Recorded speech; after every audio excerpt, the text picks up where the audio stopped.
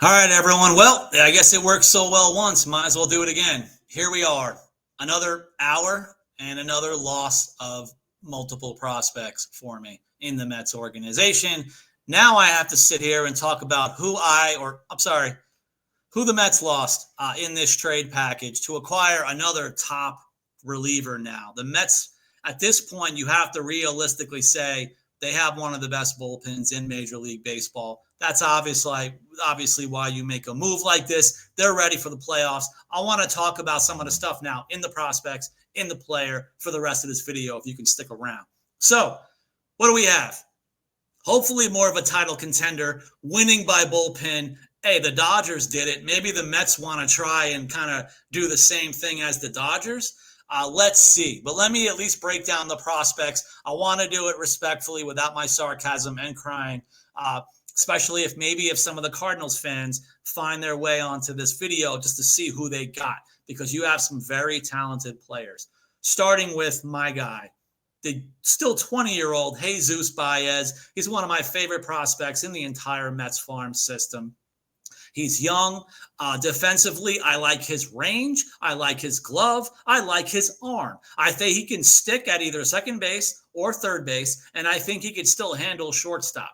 Going up the levels, even offensively, really nice walk rate, low enough K rate. He's the barrel guy. He's the barrel up. He's the exit velocity guy of the farm system.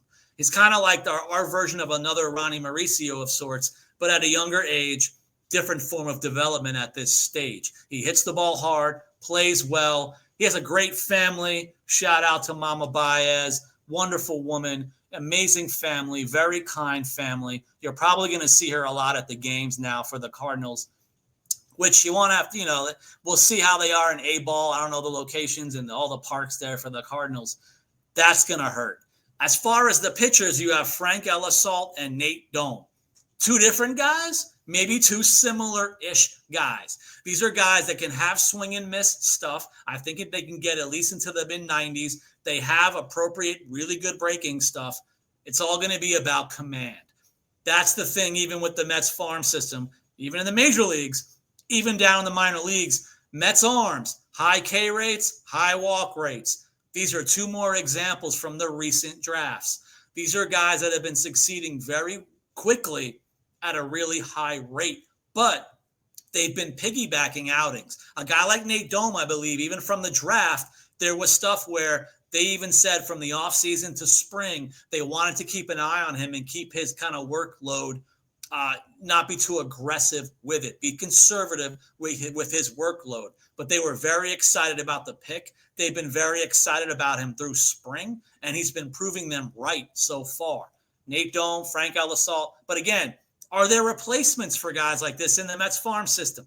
Nobody can ever replace my Jesus Bayz, but trying to put that bias aside, there are guys. You have a Jacob Reimer, who's like the poster child of the Mets hitting lab, who can possibly be an option as a future third baseman for the Mets, even though it's very crowded at the moment.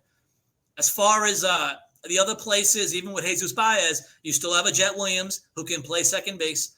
He can still play short. There are guys that can fill in at similar-ish type positions now going up the levels. As far as the pitchers, I mean, we do have a large group of the pitchers all the way up and down the system. Again, I'm not 100% sure if either Nate Dome or Frank Elisalt will be starting pitchers in the major leagues. We could be talking about two middle relievers. We could be talking about two Max Kranick, Jose Butto type arms that may give you like 1-ish to 2-3 innings as bulk relievers.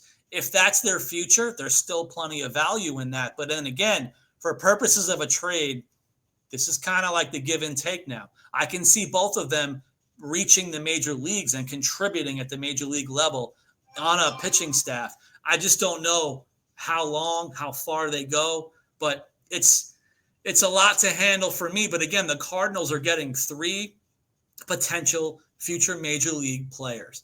This has got to be a good time for them as they build. They've been a winning franchise for decades, so I'm sure things will be good for them. As for the Mets, again, I've talked about some of the versions of replacements.